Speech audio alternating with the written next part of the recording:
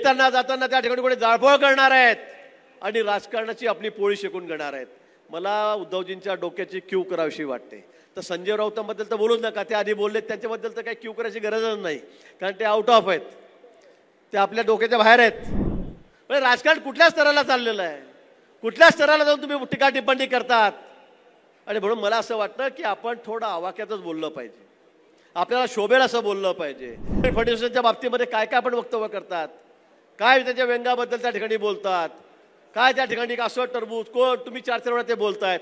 तुमच्या व्यंगावर बोलायला म्हटलं तर मग तुम्हाला तोंड लपवावं लागेल. बोला भारत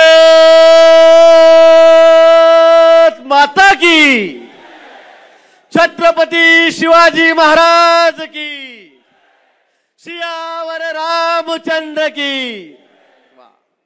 आता काहीतरी जरा खाल्ल्या पिल्ल्यासारखं वाटतंय. 3 दिवस झाले पाऊस आलेला आहे, आता आवाज जरा वाढला पाहिजे.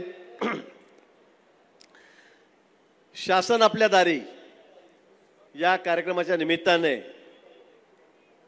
या ठिकाणी उपस्थित आपल्या राज्याचे, आपल्या सर्वांचे लाडके मुख्यमंत्री माननीय एकनाथजी शिंदे साहेब, आपल्या राज्याचे उपमुख्यमंत्री, आता आमचे सर्वांचे लाडके माननीय अजितदादा,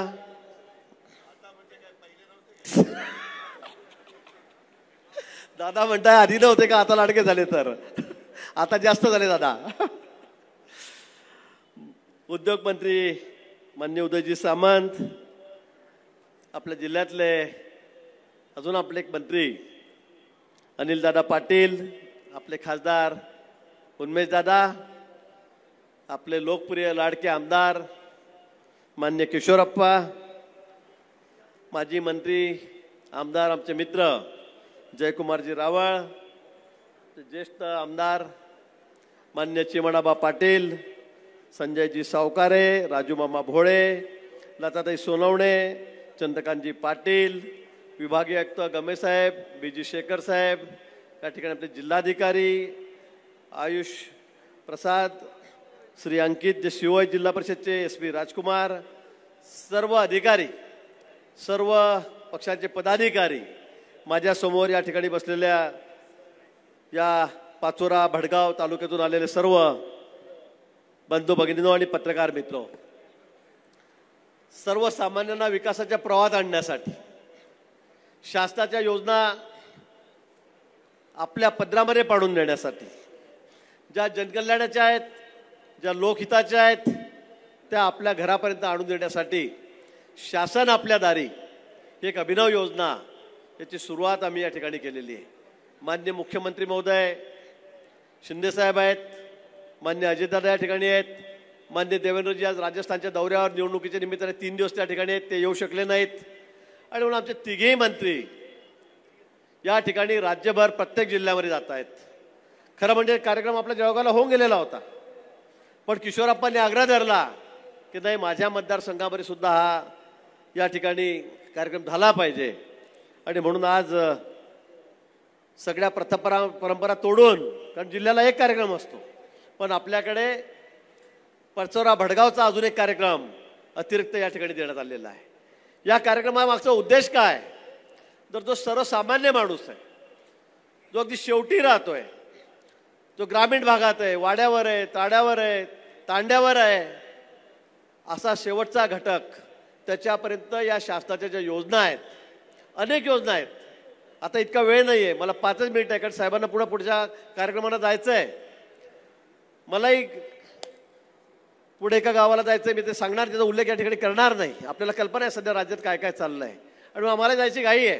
पण अनेक योजना आहेत, त्या शेवटच्या माणसाच्या पदरामध्ये पडल्या पाहिजेत. पूर्वी काय होतं, या योजना तर असायच्या, पण साध्या साध्या पगाराच्या योजना आमच्या 60 वर्षाच्या वरचे जे वयोवृद्ध आहेत त्यांना तहसील कार्यालयामध्ये यावं लागत होतं, त्यांना त्या ठिकाणी कागदपत्र जमा करावे लागत होते.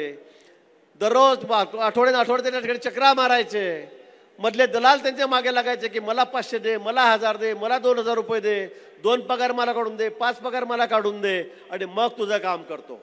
अशा अनेक योजना आहेत की ज्यासाठी मध्ये दलाल त्याची दलाली घ्यायचे. सर्वसामान्य माणूस आहे, गरीब माणूस आहे, माझी माय माऊली आहे, म्हातारे आहेत, वयस्कर आहेत, अशा लोकांना दररोज त्या ठिकाणी तालुक्यावर खेट्या घालाव्या लागत होत्या, छोट्या छोट्या सर्टिफिकेटसाठी, छोट्या दाखल्यांसाठी, छोट्या योजनांसाठी.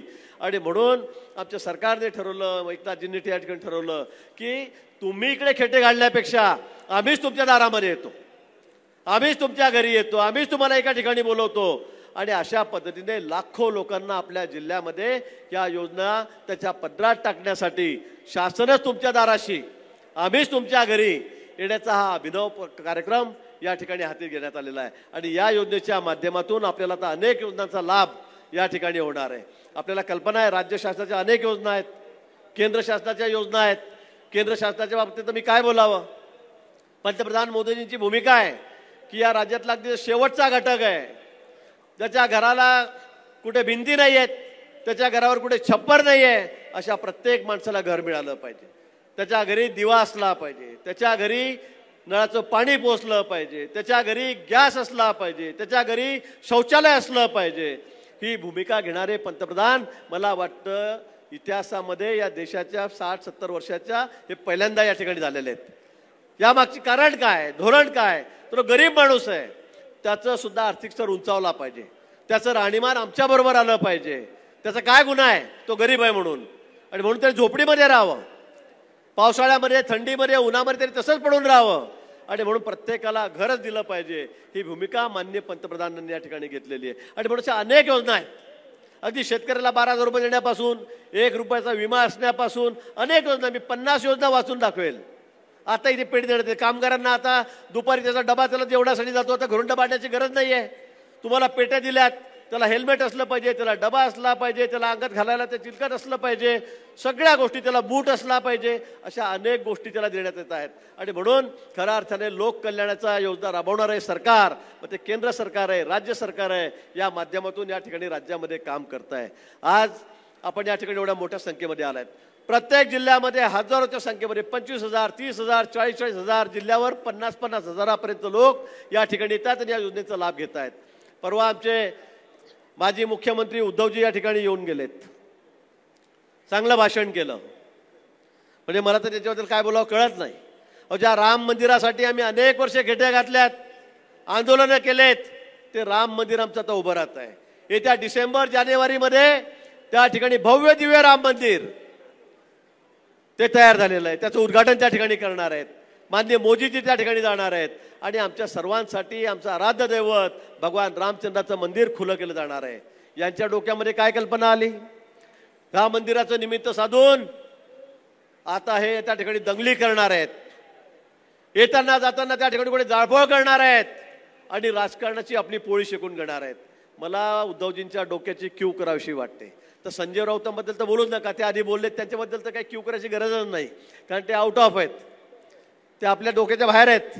पण तो उद्धवजी सारखा एक माजी मुख्यमंत्री अशा पद्धतीने वक्तव्य करतो की दंगली घडवण्यासाठी राम मंदिर बांधलं, त्यासाठी त्याचं उद्घाटन होणार आहे.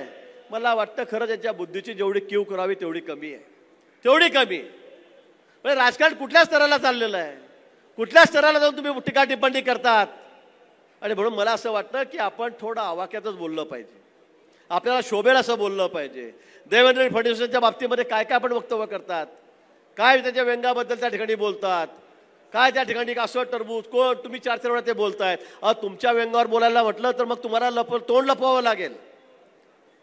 पण आमची जी संस्कृती नाही आहे की तुमच्याबद्दल आम्ही काही बोलावं, तुमच्याबद्दल आम्ही काही टीका टिप्पणी करावी.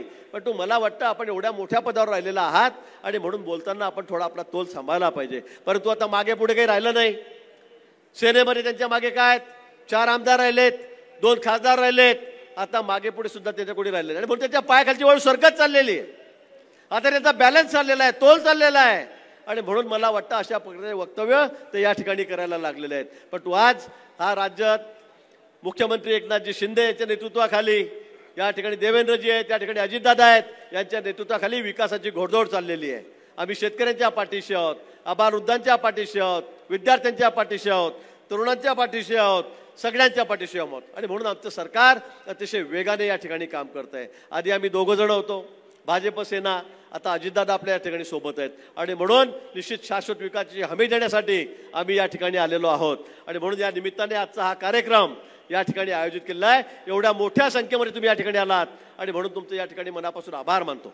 किशोरप्पा, तुम्ही ज्या ठिकाणी या ठिकाणी उल्लेख केला बलून बंधाऱ्यांचा, साहेब आमच्याकडे जर हे बलून बंधारे झाले तर आमचा हा भाग कायमस्वरूपी दुष्काळातून मुक्त होणार आहे, कायमस्वरूपी मुक्त होणार आहे. मला आठवतं मी ज्यावेळेला इरिगेशन मिनिस्टर होतो, ज्यावेळेला मी मंत्री होतो, त्यावेळेला कामाला आपण चालना केली. ही कन्सेप्ट आपली आहे, मधल्या काळामध्ये जो राहिलेला आहे.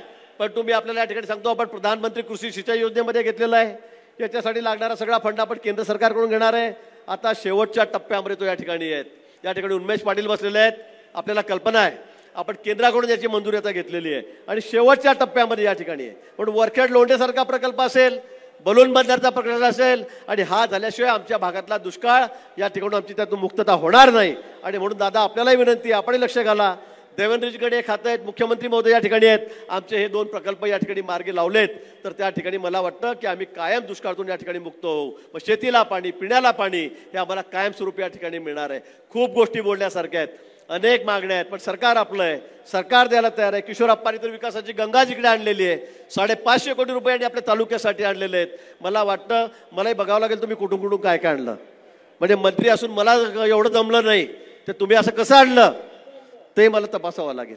आणि निश्चित आपलं मनापासून या ठिकाणी या निमित्ताने मी अभिनंदन करतो. आपण सर्व मोठ्या संख्येने या ठिकाणी आलात त्याबद्दल आपले खूप खूप स्वागत करतो, आभार मानतो आणि या ठिकाणी थांबतो. जय हिंद, जय